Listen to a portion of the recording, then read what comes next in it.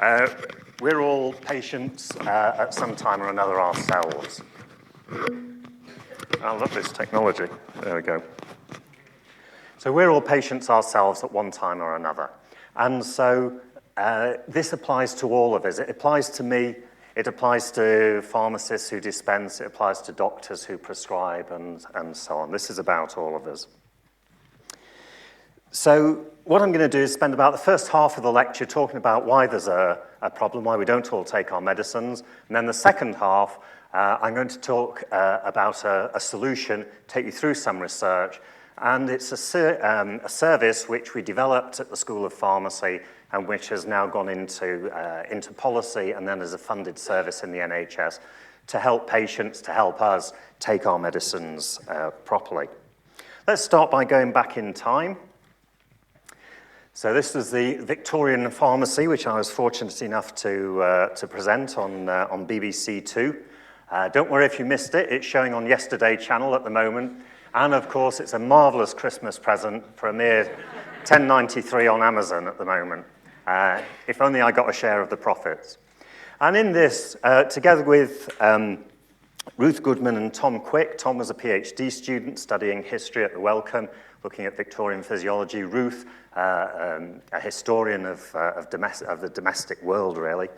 And we recreated this Victorian pharmacy, and the storyline took us from the early days of Victoria in the 1840s through to the turn of the century. Enormous changes happened in that time. This is a period where at the start of that time, the ideas of medicine were still those of Aristotle. We hadn't moved on a lot since then, and we are still applying Aristotelian theory. And it was a growth of science in this period, though. The amount of medical science publications doubled every 15 years and has continued to do so. And so what happened in these days was there was very little prescribed medicine. We used to make things ourselves. We did this in this wonderful pharmacy, which is a genuine pharmacy in Blists Hill, which is one of these museums, which is a living museum. It's actually a village near Telford. Fantastic place. You know, it must be a mile long, lots to see and do there. And we had a wonderful time working in this pharmacy, recreating the Victorian times. But the whole idea that something was prescribed and there's a right way to do things, I mean, of course people said there was a right way to do it, but it wasn't most people's experience of life and medicines. Most people's experiences were that they treated themselves. And there was a lot of debate about what was the right thing to do.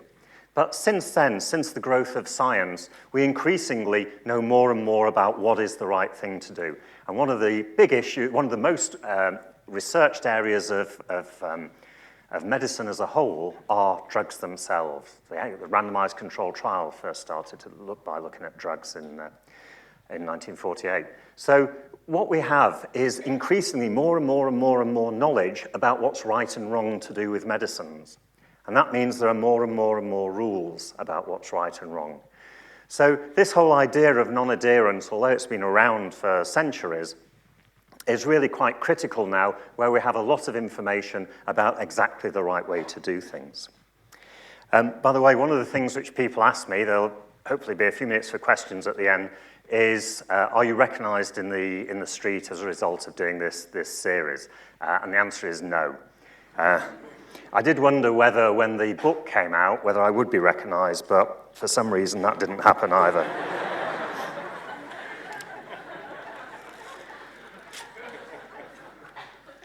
My mother, who was 90 at the time, went into the Smiths in Manchester and peeled all the labels off and put them further lower down. So we've got this fantastic technology. Every country in the world, every culture uses it. Let's just look at the extent to which it's part of our society now. Let's look at expenditure on medicines in England. So Scotland, Wales, Northern Ireland have different health systems. We're just talking England here, population of about 50 million.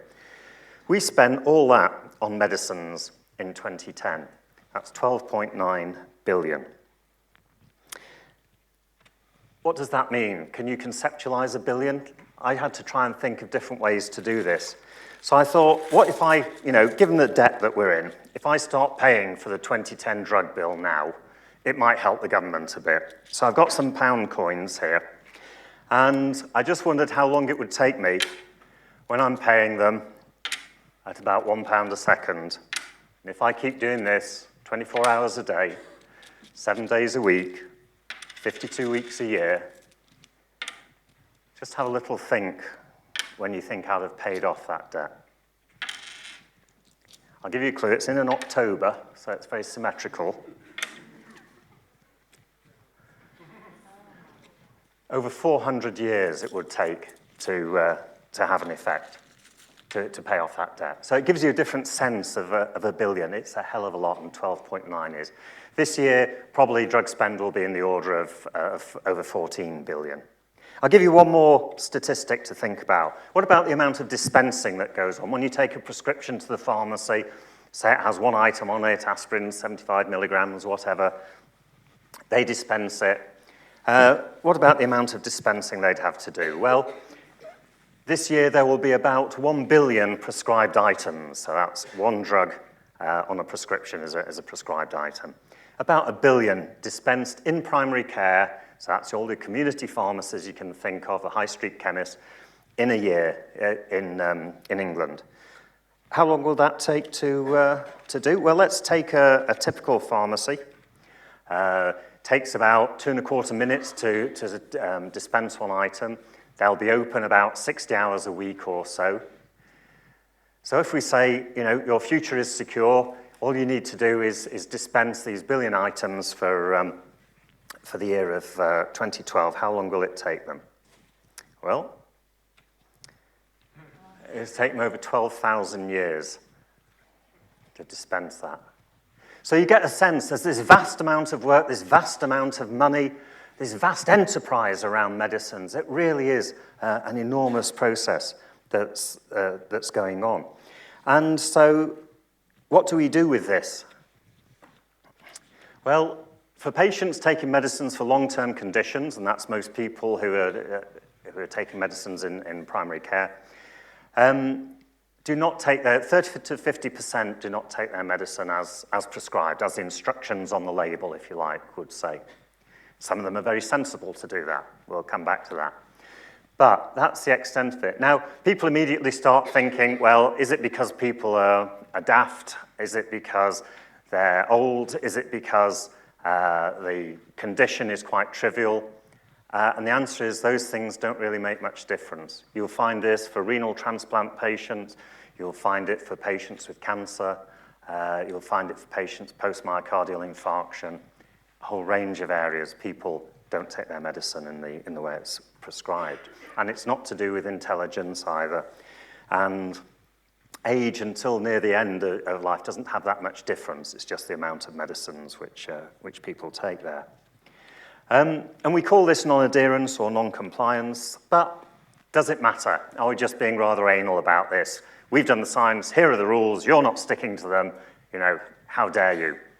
Well, it's thought that non-adherence counts for nearly half of all asthma deaths. For diabetic patients, increases the risk of death by 80%. If you don't adhere to your medication in the year following a heart attack, nearly 4-fold increase of death. And figures from the USA reckon it causes 125,000 deaths a year and accounts for at least 10% of hospital admissions. I think it's smaller in the UK in terms of hospital admissions, certainly, but it just gives you a sense of scale in all this. So we've spent all this money, we've put in all this effort, we're using all these drugs which science have proven have worked, and yet lots of people aren't taking them. So what can we do about it? Well, if we look at the world literature, as researchers do, we look at all the research which people have done, and we find that there's very little evidence of what really seems to work. Most studies that there are make very simple assumptions. They assume that there's one reason why people aren't adherent, and they try and do something about it. They're not adherent because they don't have the right information, so they put a leaflet in. They're not adherent because they didn't remember what the doctor said, and so they have some process which, rather like the English abroad, their means of communication is just to speak louder and slower, 1 tablet in the morning, dear. Take it with a cup of tea, it will be good. And curiously, that doesn't have a major effect on people's medicine-taking behavior. So there's a real pressure in society to have solutions rather than problems, obviously, and so but you need to find a sensible solution. So we need to find a way, if we could find a way to improve adherence, then it would be more of a therapeutic advance than the development of a new drug, because it would be working on so many people's lives and so many people's health. So, time for some theory. We academics love theory.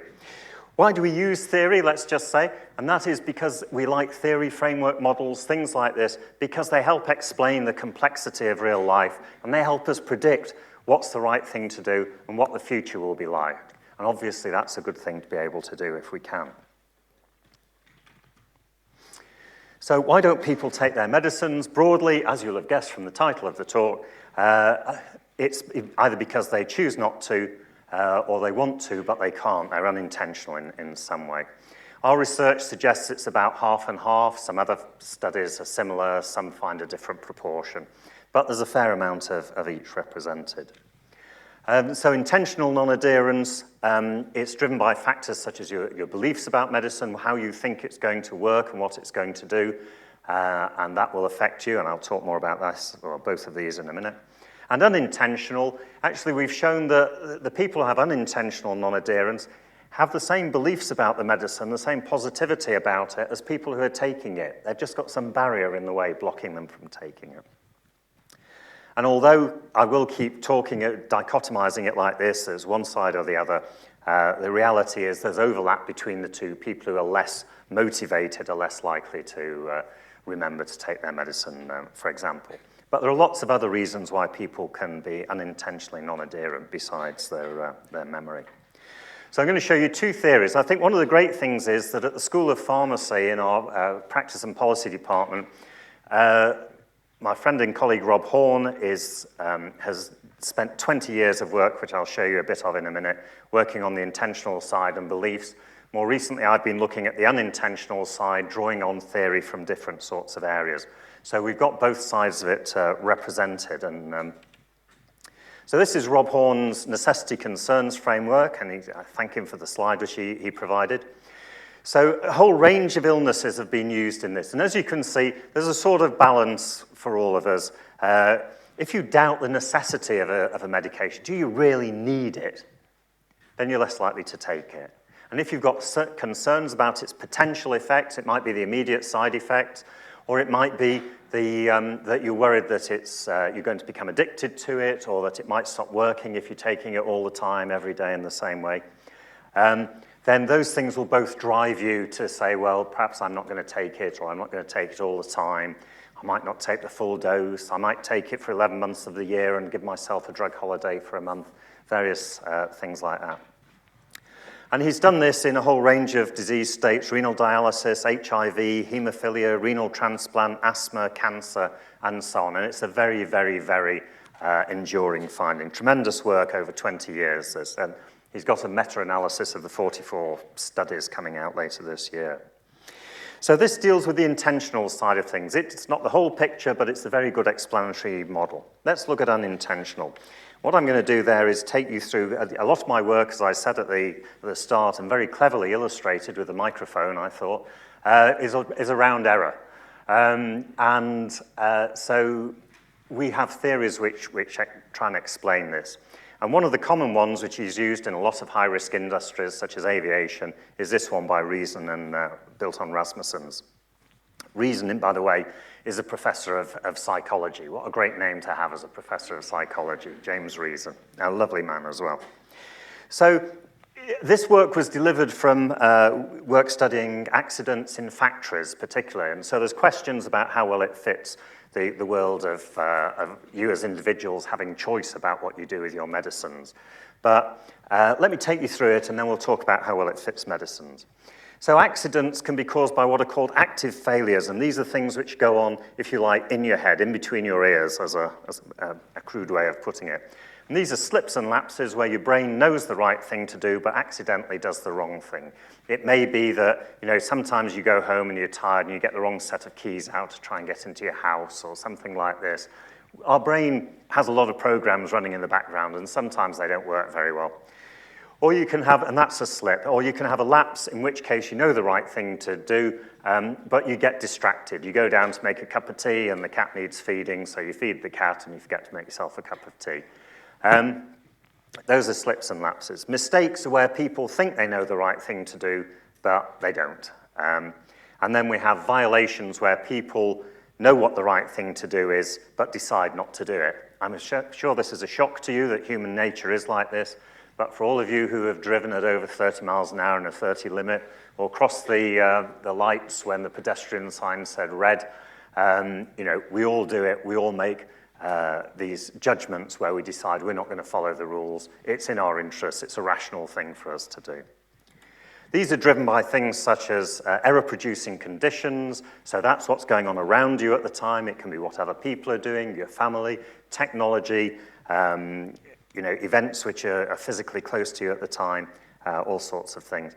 And then there are sociological things, very unhelpfully called in this theory, latent conditions. Why don't we have more? I'm going to focus on the active failures. Why don't we have more accidents? Well, it's because there are defenses, which can be systems, they can be processes, they can be technologies, they can be professions. Pharmacy is fundamentally a defense against accidents around medicines. Why do we still have accidents then? Well, these defenses are imperfect. They're not great, they're not perfect. They have holes in them, if you like, and this is called the Swiss cheese model, for reasons you can see. And slowly, if all those defenses fail just by chance, then you can get, that's often when you get catastrophic accidents. Let me just illustrate some patient stories. Now, this is from Lena Eliasson's PhD, which she did with me. And this quote, "It's a wonderful poison," was from one of the patients who was talking about their medicine. They hated taking it, but they knew it kept them alive. And so this wonderful poison, I think it's a fantastic name for medicines, and I often call them the wonderful poisons. This was patients taking imatinib, which as the trade name is Gleevec, for chronic myeloid leukemia. So this is keeping these people alive, and maybe 10, 20 years treatment, it may actually cure them, we're not clear. It can have bad side effects, particularly with some patients, particularly nausea, vomiting, things like this. And this, a course of treatment is over £10,000 a year, something like that, per patient. And we interviewed, or she did, interviewed adherent and non-adherent patients. So why were the adherent ones doing it? How did they keep adherent? And what about the non-adherent? And then we adapted Reason's model to this. Let me just read you some of the quotes from some of the patients. So here's a defense. Here's a way in which they keep taking their medicine. They use their family. So this woman's talking about her children. She says, 6 o'clock every night, the Simpsons are on. It's, "Mum, take your tablet." We used to say 6 o'clock when the Simpsons are on. That's Mummy's tablet. It makes Mummy special. So really using the strength of the family there to improve adherence. I talked about our brains being, running programs in the background, if you like, and failing sometimes. And we do a lot of things automatically. We can't reason over everything we do. We have to do this. But this can lead to non-adherence as well. Here's a couple of quotes.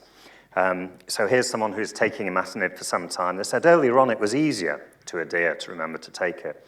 But later on, it does get difficult to remember because it's just routine. You're just on autopilot. You're not thinking that you're doing it." And another one said, "I took them, and then half an hour later, I took them again. I had a mental block for some reason. It's just becomes such an unremarkable action, it's done, and it hasn't registered in some way." We found new things which weren't in Reason's framework, such as fumbles, we call them, where people had dropped tablets. And I just want to finish with two other examples. One was optimizing, both violations. So these are where people know the right thing to do and choose to do the wrong thing. The first was the optimizing violations. And this is somebody who says, "After all these years, your body tells you if you take imatinib now, you're going to be sick. No matter what happens, you're going to be sick. And so when I feel like that, I leave it out and take it the next day." And these patients talked about the fact they're taking several of their tablets. They're vomiting all those tablets back up together with the imatinib. And so clearly it's not something which it's wise to do. So here is a rational process of deliberately not being adherent. And then we have things which are slightly more on the edge. So what about, do you have a drink? So people find generally that they feel sicker if they're having alcohol than imatinib. So someone says, if I want to socialize and have a few alcoholic drinks, then I wouldn't take imatinib as well because they make me feel worse. So you've got to have a social life and engage, and they're choosing to trade those things off. And finally, one of the ways people combat nausea is by having food with the tablet. And someone's saying, if we've been out and we've come back later than expected, say 11 o'clock at night, I'm not about to go out and have a couple of rounds of sandwiches just to take the tablets. So it's not easy on their life to take this properly because of the demands which the tablet makes on them in some ways. And that shows some of the judgments which there are about taking things all the time. And the odd tablet being missed doesn't matter in these cases. I just want to talk briefly about the violations. This was at one time, this was sabotage, we called it. Here was a patient who looked onto the internet, found that imatinib was not available as a first-line drug, found out who the leading person in the world was, which was the group who had invented it at Hammersmith Hospital, and that they were doing a trial, found out the entry criteria for the trial, and then it was that you had to have, as she says, funny levels. Well, basically, they were looking for people who had funny levels, up and down, up and down. My levels were not like that. So I didn't take the drugs I was taking at the time correctly. I took a lot one day, none the next day, none for a week, and then a few. So I knew my levels were going to be all over the place because that's the sort of people that were going into the trial. And it worked. She got into the trial. You may have judgments about whether that's right or not. And what she said at the end was, I'll tell you, she talks about picking up her first prescription. When I first got it, that first package of imatinib, I came to London to pick it up. It was like I had a piece of gold in my handbag. If somebody had nicked my handbag that day, they could have had everything, credit cards, money, anything. But I would have just asked them to give me the drug. And that's how I feel about it. To me, it's very, very special. I've got a good relationship with Gleevec. It's a good thing in my life, definitely. And here we have it almost becoming a person, becoming part of their life. And there are theories like actor network theory in sociology of technology, which talk about the fact that technologies often act in a network almost as another person. So that's some examples of using the theory and people's responding to them. So I'm going to whiz through, because I've spent too long on that, some of the solutions and the development of a new medicine service. Basically, we're doing some original research. Many years ago in the early 90s, we interviewed patients before and after they saw their GP. We tape recorded the consultation, and we interviewed the GP a few days later as well. And we found that there were a whole series of issues, of things not being raised. But what came out at the end of it was that patients often came away unclear about things, thinking they hadn't been heard, thinking they hadn't been treated as a person rather than just a biomedical body, because we can all be seen in different ways. This can be Nick, who's 80 kilograms and has all these dysfunctional chemicals in him and is basically a sack of biochemicals, as we all are. Not a great chat-up line, but it's one way of seeing how we are. Or it can be Nick, the father, the husband, the person who does this and that with his friends and has a social life and aims in the world and so on. And when you get this very biomedical, Nick as a sack of chemicals consultation, people often go away unhappy, feeling they haven't been understood. And there's no attempt to try and integrate the drug into their life. And I felt there's a lot of Fiona Stevenson, a senior lecturer at UCL, was doing this with us at the time. And I felt there were a lot of issues where we could have helped patients after they'd taken the drug. And so we went to see whether this was quite common, and we looked at 272 patients, and we talked to them 10 days after they got a new prescription. And 2/3 of them said they had problems, and 1/3 of them said they weren't taking the drug properly in the previous week. What other technology could get away with this? If this was washing machines or cars or anything like that, people would be out of the market in no time. They wouldn't survive. And yet this is what we're doing with those billion prescribed items that we have each year. So we designed a new service, and I'll just try and give you a brief idea of what the service was. This is a quick version of it. So medicines are a technology. They're use of science and to develop something which has use for society. So you've probably bought a new technology in the last few months, a new phone, a new camera, a new whatever else. I bought this camera a while ago. What I found was, it came with a lovely manual, and I spent time looking at that and playing with it. But after a while, I got so far, and I just wanted someone to come and help me. You know what it is? You can do the basics, but you just wonder, how could you do this, or could there be a better way to do that? You just want someone to come and put their arm around you and say, how are you getting on with it? Have you done this? If you press that, it's a lot quicker and easier. You want to do what? Well, this is really easy. You press this, and they help you to use that technology. That's exactly what the new medicine service, which we devised, is about. There's a lot of theory behind it, which I'll whiz through, but it starts with the patient's view of the world and their life experiencing this new technology of medicine. Instead of trying to predict what's going to happen, because we never know what's going to happen with medicines. We don't know if they're going to work. We don't know what side effects you, as an individual, is going to have to that medicine if you've never had it before, because we're all very varied. So why don't we have a system whereby people in a safe way can experiment with the medicine, whether they can operate the inhaler, whether they can swallow the big tablets, whether their child can bear the taste of the formulation. And let's see what happens. And then let's try and solve any problems which come up. And this is the new medicine service, grounded in the patient, theory-based, practical.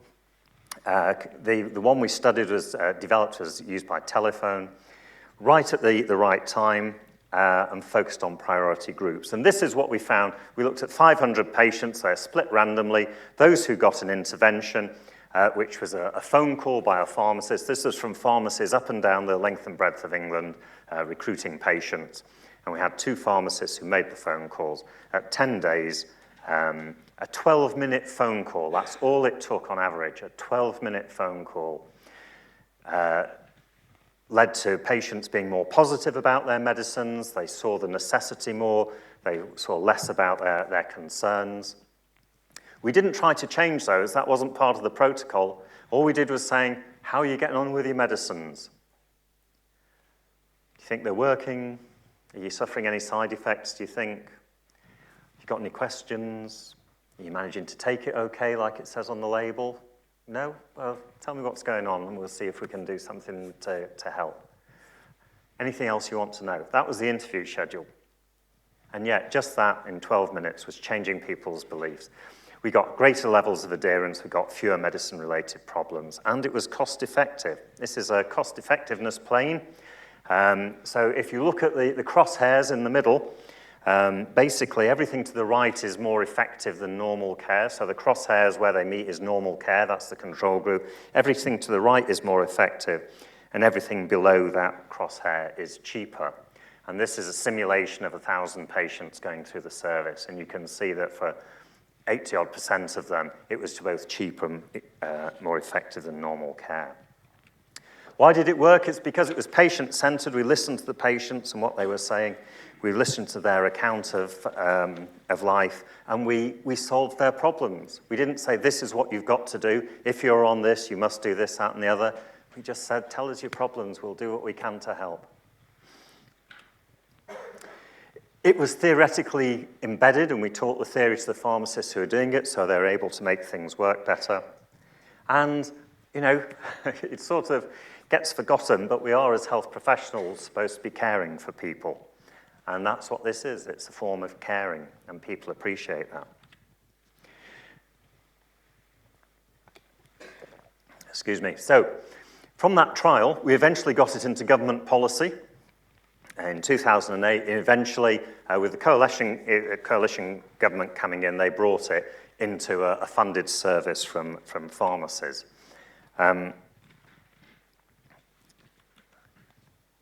And it's targeted at the moment for drugs which are strongly associated with health problems or unnecessary hospital admissions. COPD is a sort of lung disease, high blood pressure, type 2 diabetes, anticoagulation drugs, and so on.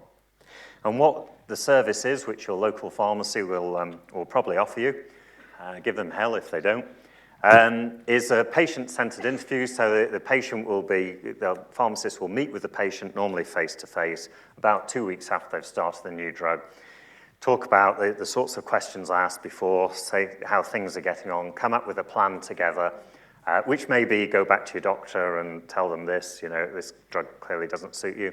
And then there's a phone call at 4 weeks to see how has that gone on. Did it work okay? You know, is there anything else I can do? And that's the service.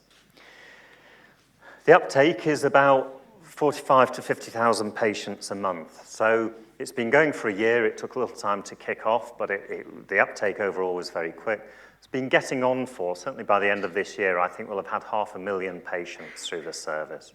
And it's something which, you know, a great example, I think, of academia developing something practical and realistic to be put into practice. We've had some great stories.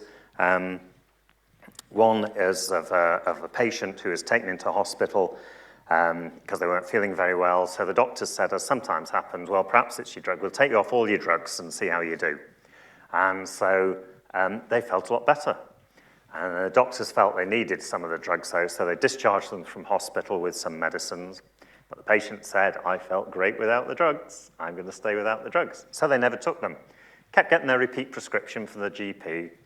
And then after a while, they had a stroke and went into hospital. And then they were treated in hospital, given some new drugs, left the hospital, stopped taking the drugs, said, oh, I feel better again. I don't need the drugs. And then they had a follow-up check with their GP who said, oh, your blood pressure is very high on these tablets. You know, I'll have to give you some stronger tablets. And so they got caught up in this new medicines service. And the pharmacist said, how are you getting on with your medicines? And they said, don't take them. Don't see the point. You know, I feel great without them.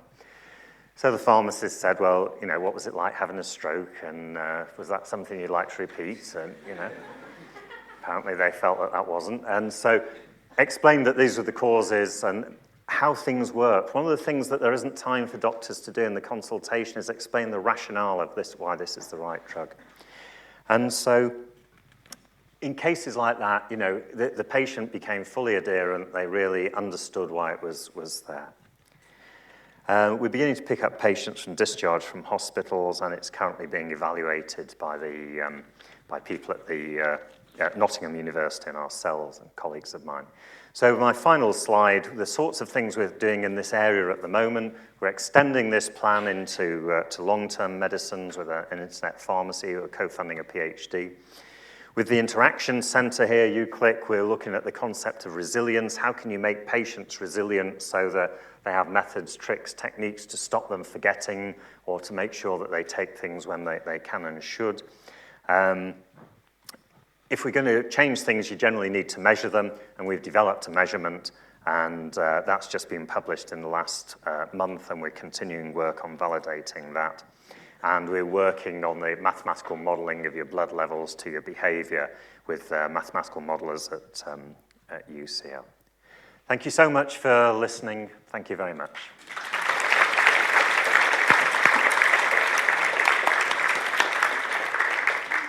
Thank you, Nick. We've 3 minutes for questions. Has anyone got a question?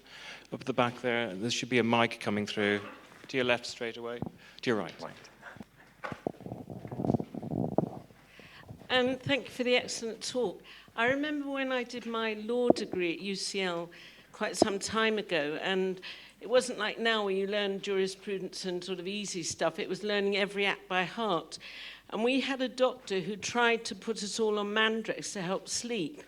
And I know 1 or 2 people did go on it, and nobody came sort of a month later or 2 months later and said, how are you feeling? Or I can't wake up and all that. And now both those people have been seriously ill. And I think something like this could have just absolutely turned their life around. So it's very interesting to hear that. Thank you. Thank you. I think it's a great, it's a sad anecdote, but it illustrates the point, I think, that we have, you know, it's not like surgery. We can't say, oh, we can't change that, your appendix is gone. We can with medicine, so we need feedback loops, and they're not there. Yeah, following up on that feedback, one of the reasons that addictive drugs and sort of recreational drugs are so addictive is the very fast response to you take the drug, you feel the effect. Yeah. Is that something that is an problem in medicines? Is it something that you could change in the medicines to make them have an effect quicker? Yeah, no, that's a great point. One of the things which we know about uptake of technologies is if people think they're working and get some feedback quickly, then it's great and they're more likely to take them. Problem is a lot of drugs don't make you feel different, particularly preventative ones for blood pressure and so on. And in fact, someone was only suggesting to me the other day that we should just chocolate coat quite a lot of drugs. Thank you for a very interesting talk. You just mentioned right at the end about including people who've been discharged from hospital. And I think that's really important because when somebody comes out of hospital, for example, for a detached retina operation, you know, they're quite sort of weak and they're given very strong drugs. And they associate them with the hospital.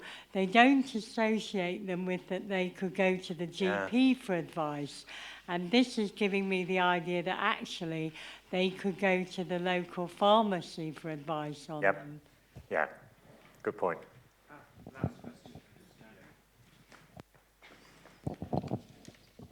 It's a quick one. How did you measure patients' compliance in your trial?